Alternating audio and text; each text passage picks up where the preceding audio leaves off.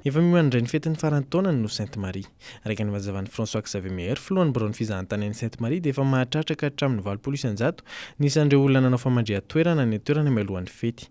Tamin'ity taona ity mantsy dia nanatolotra fampihenam-bidy manokana ireo mpisehatra eo anivon'ny FIZAHANTANY ao Sainte-Marie mba hanampiana tosika ny FIZAHANTANY eny an-toerana.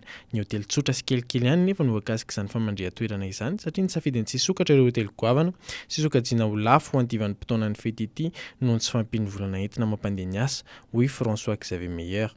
Na dia ozy izany rehetra izany dia tsikatratra fa mbola tsy ampy ihany koa ny isam-mpizahatany satria maro kokoa noho ny tonga ny olona nandrasana, hoy izy nanazava. Motapaka ny fifamoivoizana eny amin'ny araben'ny fahaleovantena amin'ny Alahady 9 Desambra araka ny vaovao iray avy amin'ny FITANTANANA ny Tanana renivohitra.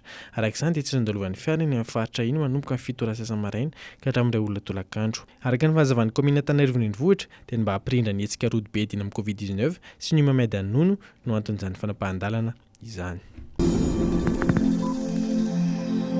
Nampiakarin'ny komina Tananarivo renivohitra ny anivon'ny fitsarana ny raharaha ifanolanany miaraka amin'ny tompon-tany iray ny Ampasamadinika. Araka ny fahazavan'ny ben'ny tanàna Tananarivo renivohitra na nandretsy eto aina mantsy dia fandraisana daholo ny fepetra rehetra mba handraisan'io tompon-tany io fanapahan-kevitra mirenana amin'ny laoniny ny tany izay nanaovany asa ka eny tera-doza ho an'ny fiarahamonina.